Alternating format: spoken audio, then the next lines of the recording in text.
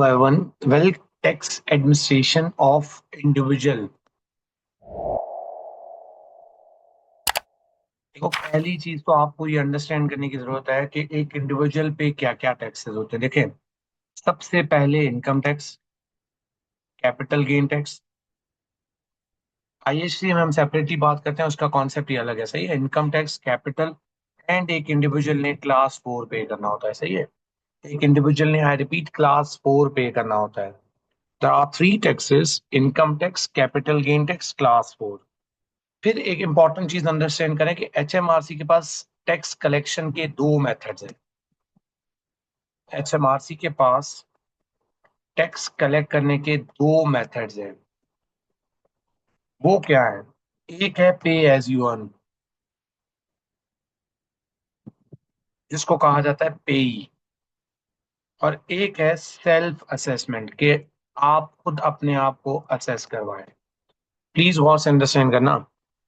एक है पेई सिस्टम। पेई सिस्टम का मतलब है कि ये इसमें इस सिस्टम का फायदा ये है कि टैक्स एट सोर्स ही कट जाता है। एचएमआरसी ने क्या किया हुआ है यूके के अंदर कि जितने भी एम्प्लॉयर है ना, जितने भी एम्प्लॉयर हैं जो लोगों को जॉब देते हैं, उनको कहा हुआ है कि वर्कर का जितना भी टैक्स बनता है ना इनकम पे, वो तुम एट सोर्स ही काट दो। याद है, हमने पे रोलिंग का बेनिफिट का कॉन्सेप्ट पढ़ा था। पे एज यू अर्न का मतलब है कि आपकी बहुत सारी इनकम्स पे tax at source he deduct हो जाता है। एट सोर्स का मतलब है आप उसी टाइम आपका एम्प्लॉयर डिडक्ट करता है और एम्प्लॉयर आगे एचएमआरसी को पे कर देता है। तो बहुत सारे टैक्सेस वहीं पे हो जाते हैं। लेकिन क्योंकि एक सेल्फ असेस बंदे की, एक इंडिविजुअल बंदे की, सॉरी, सिर्फ इनकम, एम्प्लॉयमेंट इनकम नहीं होती, क्योंकि एम्प्लॉयमेंट इनकम पे ही सिस्टम है। अगर अपना बिजनेस चला रहे हो, प्रॉपर्टी इनकम है, चार्जेबल गेन है, तो इसका मतलब है इस पे कोई इस तरह का पे एज यू अर्न वाला कॉन्सेप्ट नहीं है। तो एचएमआरसी कहता है कि आपकी अपनी एथिकल और सोशल जिम्मेवारी है कि आपने अपना टैक्स रिटर्न खुद आके अपने आप को असेस करवाना है। That concept is called self assessment. पहले आपको ये दो कॉन्सेप्ट समझना बहुत इंपॉर्टेंट है। ये बहुत इंपॉर्टेंट कॉन्सेप्ट है, आपको ये समझने की सबसे पहले जरूरत है। तो देखो, पहली और इंपॉर्टेंट बात, इनकम टैक्स और एनआईसी। इनकम टैक्स और एनआईसी, हाँ भाई, आपकी पर्सनल जिम्मेवारी है। वो income tax employment income PAYE और इन एनआईसी एट सोर्स ही कट जाते हैं एम्प्लॉय की। और मेनली ये पे सिस्टम एम्प्लॉयमेंट इनकम पे अप्लाई होता है। कोई अदर स्मॉल अमाउंट है तो उन पे अप्लाई होता है, जैसे बैंक वगैरह से आपको इंटरेस्ट मिल रहा है तो उस पे भी पे ही है कि टैक्स एट सोर्स ही कट जाता है। लेकिन ऐसे लोग जो कि एम्प्लॉय नहीं है, जिनकी और कोई इनकम है, ट्रेडिंग प्रॉफिट है, पेंशन इनकम है, प्रॉपर्टी इनकम है, इस तरह की और चीजें हैं, तो उनकी इनकम पे ही सिस्टम की, उनके पर टैक्स तो लगा ही नहीं। तो उन्होंने अपने आप को खुद सेल्फ असेस करवाना होता है। ऐसे इंडिविजुअल जिनके अफेयर्स थोड़े से कॉम्प्लेक्स हैं, टैक्स अफेयर्स कॉम्प्लेक्स हैं, सेल्फ एम्प्लॉयड हो गए, मल्टीपल इनकम सोर्स है, तो आपने क्या करना होता है, अपना रिटर्न जमा करवाना होता है, जिसके अंदर आपने अपनी सारी इनकम्स और गेन्स को डिक्लेयर करना होता है। एचएमआरसी कैलकुलेट करके देता है, चाहो तो आप खुद भी कैलकुलेट कर सकते हो। तो सेल्फ असेसमेंट का मतलब है कि इंडिविजुअल ने अपनी बाकी इनकम और गेन्स को डिक्लेयर करना होता है, इसके अंदर थ्रू टैक्स रिटर्न सबमिट करना होता है। अब ये टैक्स रिटर्न क्या होता है ये मैं आपको समझाता हूँ। टैक्स रिटर्न सबमिट करवाना होता है, ये है सेल्फ असेसमेंट। प्लीज जरा गौर से सुनना, मैं बुक्स और नोट दोनों को साथ साथ लेके चल रहा हूँ। Employees have their income tax and NIC ज्यादातर एट सोर्स ही कट जाती हैं, लेकिन which is not deducted through, तो एम्प्लॉयर मोर कॉम्प्लिकेटेड अफेयर्स में उसमें चले जाते हैं। सेल्फ असेसमेंट का क्या मतलब है कि इसमें जिम्मेवारी आपके ऊपर है, इंडिविजुअल के ऊपर है कि एचएमआरसी को इन्फॉर्मेशन देनी है, डेटा देना है। अब इसके अंदर एथिकल इश्यूज भी आते हैं कि इंडिविजुअल्स टैक्स एवेजन करते हैं, जानबूझ के गलत इन्फॉर्मेशन देते हैं। सही है। तो इसमें टैक्स पेयर को नोटिस दिया जाता है कि तुम अपना रिटर्न जमा करवाओ। रिटर्न सब फाइल होता है, पेपर रिटर्न भी होता है और यूके में ऑनलाइन रिटर्न भी है। ये मैं अभी आपको बताता हूँ कि आपका टैक्स पेयर जिम्मेवार है अपनी लायबिलिटी कैलकुलेट करने के लिए। एचएमआरसी नोटिस देता है, आप पेपर रिटर्न भी जमा करवा सकते हो, ऑनलाइन भी, लेकिन डेडलाइन दोनों की डिफरेंट है। याद रखना। अब हम आ रहे हैं रिटर्न सबमिशन की ड्यू डेट्स। पेमेंट की बात नहीं करें हम। Individual has two options to submit return. Annual return submit करना होता है।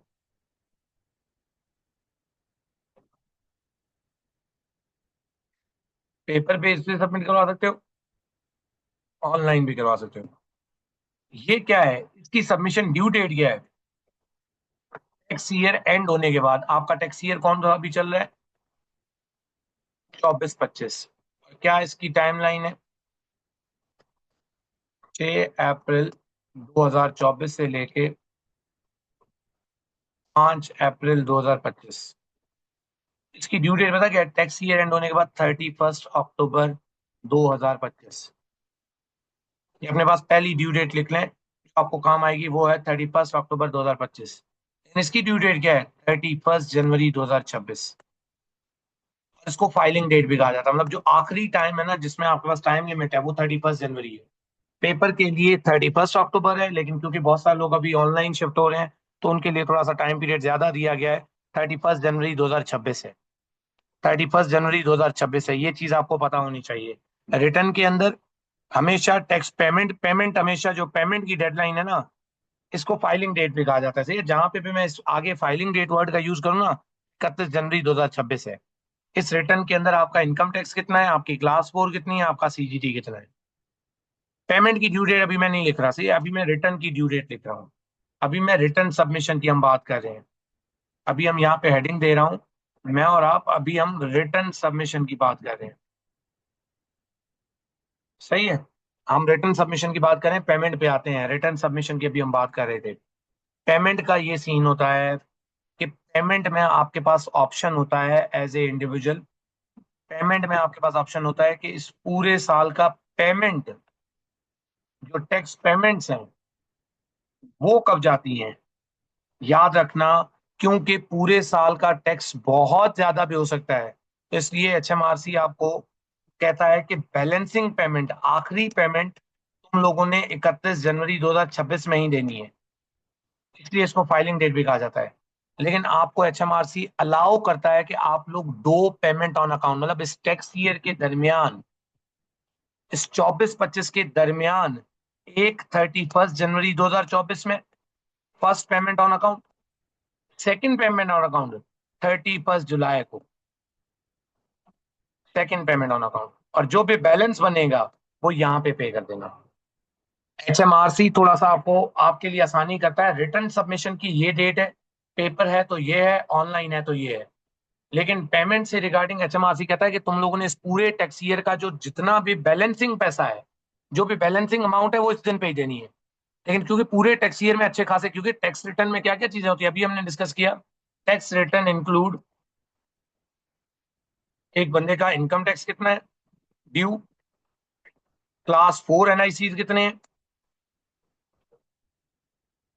प्लस सीजीटी भी है। तो इसका मतलब अच्छी खासी अमाउंट बन जाती है एक इंडिविजुअल की। इकट्ठे पैसे देना 31 जनवरी पे बड़ा मुश्किल हो जाता है, तो एचएमआरसी ने अलाउ किया है कि तुम टुकड़ों में पैसे दो। हमारे लिए भी कैश फ्लो, मतलब हमारा भी बिजनेस, हमारा भी सिस्टम, हमारा भी दायरा चलता रहेगा। इकट्ठे पैसे देने के बजाय तुम लोग टुकड़ों में पैसे दो। पहली पेमेंट ऑन अकाउंट होती है उसी टैक्स ईयर के दरमियान। ये देखो ना, 6 अप्रैल से चल रहा है अभी 31 जनवरी, टैक्स ईयर के दरमियान। 31 जनवरी देखो इसमें आ रहा है, 31 जनवरी 2025, सॉरी। और ये भी 31 जुलाई 2025, मतलब अभी टैक्स ईयर के अंदर आ रही है 31 जनवरी। इंटरम पेमेंट कहा जाता है इनको, इंटरम पेमेंट कहा जाता है, या वर्ड यूज होता है पेमेंट ऑन अकाउंट। लेकिन सवाल ये है कि सर इस पूरी साल का लाइबिलिटी का तो पता अभी नहीं चलेगा, तो अभी हमने ये पेमेंट ऑन अकाउंट किस बेसिस पे करनी है। तो पहले क्या समझते हैं पेमेंट ऑन अकाउंट्स की कंडीशंस वगैरह, पेमेंट ऑन अकाउंट के क्या कॉन्सेप्ट हैं, पहले ये समझ लेते हैं। आई थिंक रिटर्न की फाइलिंग डेट आपको क्लियर है। फाइलिंग डेट आपको क्लियर है, सबसे पहले हम बात ही पेमेंट की कर लेते हैं। जी, सबसे पहले हम बात ही पेमेंट की कर लेते हैं, प्लीज जरा गौर से सुनना। टैक्स पेयर को 31 January following the end of tax year, 5 April 2025 पे टैक्स ईयर एंड हुआ। इसके बाद 31 जनवरी 2026 पे फॉलोइंग पेमेंट होगी, फाइनल पेमेंट होगी, जिसमें इनकम टैक्स, क्लास 4, सीजीटी। तो इसलिए कहा जाता है 31 जनवरी 2026 होगी। लेकिन सर्टन टैक्स पेयर्स को कहा जाता है कि तुम पेमेंट ऑन अकाउंट कर दो। अच्छा, हर के लिए नहीं, सर्टन मे रिक्वायर्ड। आपको पता है कब कब, अगर अगर अगर गौर से सुनना, नॉर्मली ये कहा जाता है कि अगर टैक्स पेयर के प्रीवियस टैक्स ईयर में उसकी income tax liability If taxpayer had an income tax liability in previous year is excess of tax deducted at source, a payment on account is normally required for the following year. ये बड़ा important concept है. Previous year क्या था, condition क्या है, हर बंदे को payment on account नहीं देनी. Payment on account is required if individual has income tax of previous year less pay as you earn, जितना भी इनकम टैक्स था और एट सोर्स पे माइनस करने के बाद एक्सेस था. Income tax of previous year less PAYE, income tax liability previous year is excess of tax deductible at source. Income tax of previous tax year is excess then pay.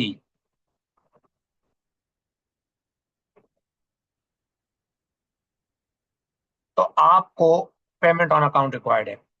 The very important point, मैं easy पढ़ाता हूं, बिल्कुल कोई मुश्किल नहीं करते, easy करते हैं इसको. कब पेमेंट ऑन अकाउंट रिक्वायर्ड है? Previous tax year. देखो ये टैक्स ईयर कौन सा है, 24-25 है. इससे पिछले टैक्स ईयर में मेरी इनकम टैक्स लाइबिलिटी 5,000 की थी, यही था 2,000 का. तो इसका मतलब है मेरी इनकम टैक्स लाइबिलिटी ज्यादा थी, नेट ऑफ करके इनकम टैक्स पेएबल आ रहा था पिछले साल का. तो अगर ये वाली सिचुएशन हुई तो इसका मतलब है आपको इस साल 23-24 के डेटा को देखेंगे, 23-24 के प्रीवियस ईयर के टैक्स ईयर को डेटा को देख के डिसाइड करेंगे क्या 24-25 में पेमेंट ऑन अकाउंट करनी है नहीं करनी. लेकिन कुछ एक्सेप्शंस हैं, कुछ एक्सेप्शन है. एक्सेप्शन से मुराद है no payment on account required. Payment on account करने की जरूरत नहीं है इफ, पेमेंट ऑन अकाउंट करने की जरूरत नहीं है if total liability, income tax और एनआईसी, सीजीटी नहीं, income tax, total tax liability, income tax और एनआईसी मिला के पे for the territory is less than 1,000. दो कंडीशन है, दो कंडीशन है. एक टोटल टैक्स लाइबिलिटीज, इसमें क्या क्या आता है, इनकम टैक्स और क्लास 4. लेस पे, अगर ये आंसर 1,000 या 1,000 से कम है, अगर ये आंसर 1,000 या 1,000 से लेस है तो no payment on account required. Less than 1,000, sorry 1,000, अगर 1,000 से लेस है तो आपको पेमेंट ऑन अकाउंट रिक्वायर्ड नहीं है. सेकंड सिचुएशन, सेकंड सिचुएशन क्या है, टोटल टैक्स लाइबिलिटी 80% पे से कवर हो गई है. मतलब दोबारा, टोटल टैक्स लाइबिलिटी 80% पे से कवर हो गई है, 80% पे से कवर हो गई है. तो फिर भी आपको पेमेंट ऑन अकाउंट करने की जरूरत नहीं है. क्या मतलब इस बात का, सर गौर से सुने.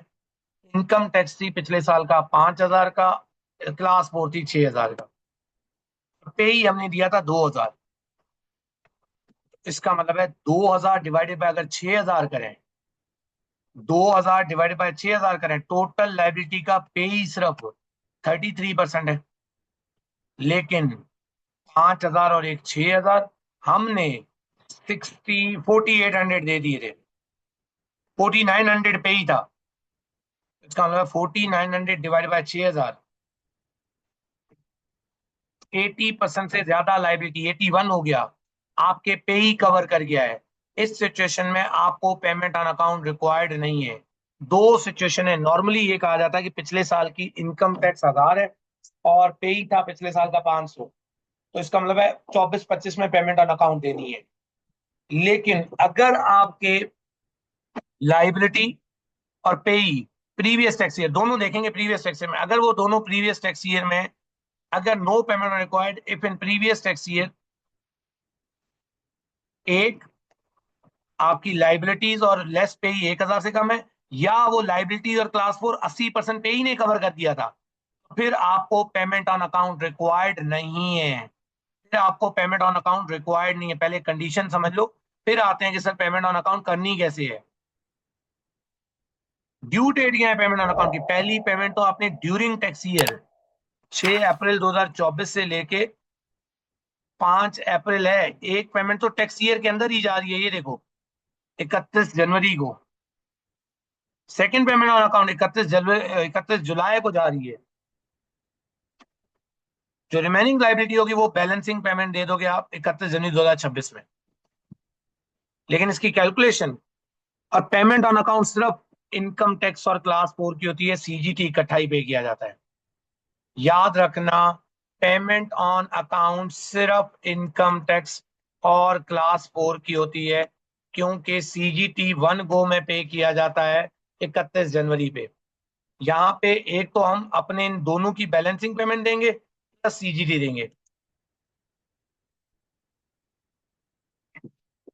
ये मैं सिखाऊंगा अभी आपको। सीजीटी नहीं आता। अच्छा, calculation payment on account sir, अभी तो हमें टैक्स ईयर के अंदर पता ही नहीं चला होगा कि हमारे पूरे साल की लाइबिलिटी कितनी है, हमें तो पता ही नहीं चला होगा। यहाँ पे लिख लो, payments on account is made for income tax and class 4, CGT no apply. Calculation कैसे है पेमेंट ऑन अकाउंट की?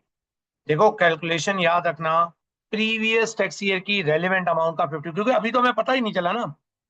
प्रीवियस ईयर की रेलिवेंट अमाउंट का 50%, दो पेमेंट ऑन अकाउंट देनी है ना। ये देखो, प्रीवियस ईयर कौन सा था?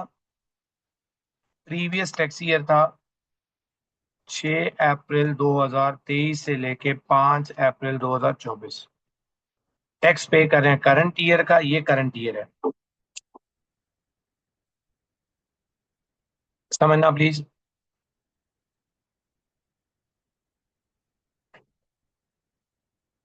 ये हमारा करंट ईयर है। अब सुनते जाना, करंट ईयर की पेमेंट ऑन अकाउंट एक ड्यूरिंग टैक्स ईयर जाती है, इसको कहा जाता है first payment on account. Second payment on account जाती है 31 जुलाई 2026 को। लेकिन सवाल ये कि अभी हमें एक्चुअल लाइबिलिटी का पता ही नहीं चला होगा, तो हम क्या करते हैं, इससे जो पिछला साल है, ये 24-25 है, इससे पिछला साल जो 23-24 है, उसकी रेलिवेंट अमाउंट का 50%, बाद में बैलेंसिंग पेमेंट पे सेटल करेंगे। इस यहाँ की रेलिवेंट अमाउंट का 50% पेमेंट ऑन अकाउंट होता है ईच। पहली पे 50 रेलिवेंट अमाउंट क्या है? Total income tax liability, income tax plus class 4 less पेई, पेई माइनस कर लो, तो ये आ गई रेलिवेंट अमाउंट। इस रेलिवेंट अमाउंट का 50%,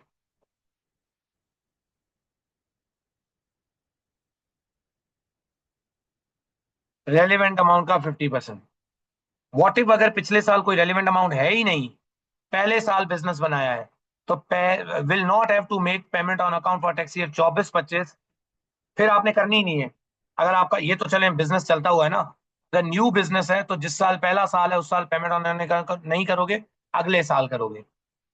आई रिपीट, अगले साल करोगे। जैसे ये देखें, मैं आपको समझाता हूँ, ये देखें कैसे करना है, इधर देखें। रॉड्रिक की पेमेंट ऑन अकाउंट निकालनी है 24-25 की। Rodrick payment on account first tax liability 24-25 की। प्रीवियस टैक्स ईयर ये देखें, खुद दे दी, इनकम टैक्स लाइबिलिटी कितनी है? 5,100।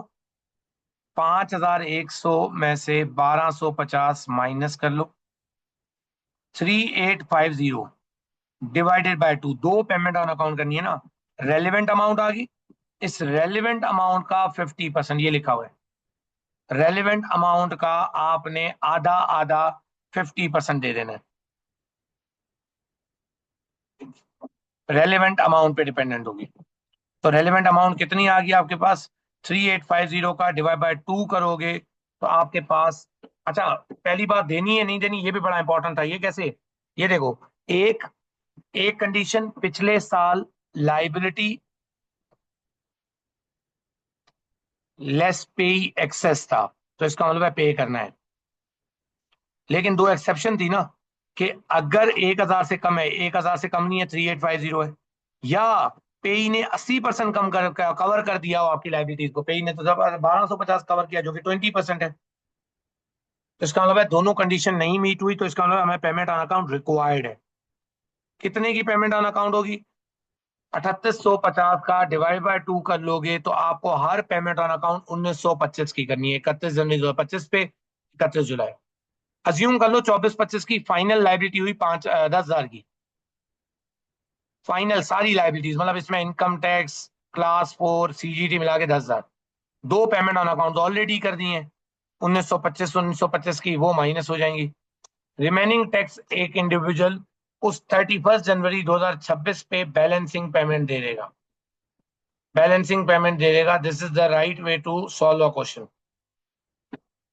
Please confirm. आई होप ये चीज आप लोगों को समझ आ गई होगी। जैसे ये देखो, अहमद की पेमेंट ऑन अकाउंट निकालनी है 24-25 की, 23-24 का डेटा। एक, इनकम टैक्स पेई माइनस करके ज्यादा है, दूसरा पेई ने 20% भी कवर नहीं किया, अराउंड 25% कवर किया, 80% ही किया। पेमेंट ऑन अकाउंट रिक्वायर्ड है। पेमेंट ऑन अकाउंट सिर्फ सीजीटी की नहीं होती, पेमेंट ऑन अकाउंट होती है प्रीवियस ईयर की रेलिवेंट अमाउंट, जो इनकम टैक्स और क्लास 4 मिला के 9,400 प्लस 700,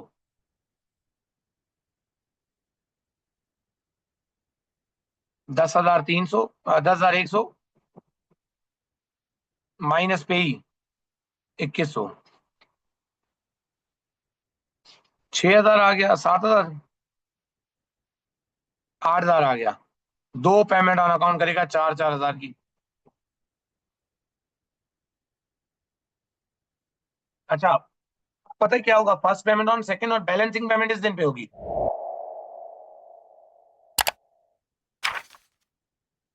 इस पूरे साल की लाइबिलिटीज, इनकम टैक्स, सीजीटी और एनआईसीज मिला के एक बंदे की लाइबिलिटी बनी 15,000 की। दो पेमेंट ऑन अकाउंट ऑलरेडी की हुई है 2,500 की, इस समय 5,000 का टैक्स अच्छा हमारे को मिला हुआ है। रिमेनिंग पेमेंट है 10,000 का, वो बैलेंसिंग पेमेंट की फॉर्म में दे दोगे। लेकिन याद रखना कि व्हाट इफ मुझे नजर आ रहा है पिछले साल रेलिवेंट अमाउंट, क्योंकि 50% है तो 5,000 की दो पेमेंट ऑन अकाउंट है, 25-25 होगी। मुझे नजर आ रहा है कि अगले साल की लाइबिलिटी मेरी 4,000 होगी सारी। अब रूल फॉलो करें तो हम तो प्रीवियस ईयर के हिसाब से दो पेमेंट ऑन अकाउंट 5,000 की दे चुके हैं। तो एचएमआरसी अलाउ करता है कि अगर आपको नजर आ रहा है कि अगले साल की आपकी लाइबिलिटी कम होगी आपकी पेमेंट ऑन अकाउंट से, तो आप रिड्यूस भी क्लेम कर सकते हो। लाजमी नहीं है 5,000 पे करो, आपको नजर आ रहा है 4,000 है, 5,000 का मतलब है ईच पेमेंट ऑन अकाउंट 2,500 की है।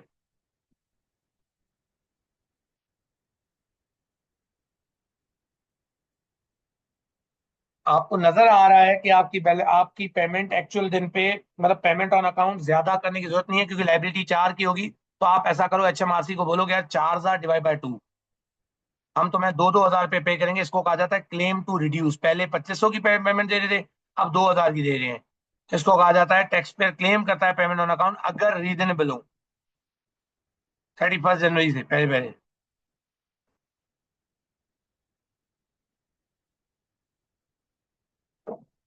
क्लेम में रीजन लिखोगे, पेमेंट ऑन अकाउंट रिड्यूस हो जाएगी, 2,500 से 2,000 हो जाएगी।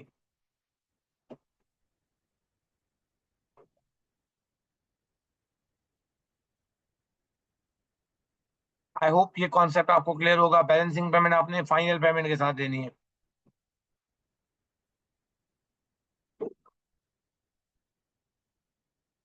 टेस्ट योर अंडरस्टैंडिंग, 2 तक कर लें।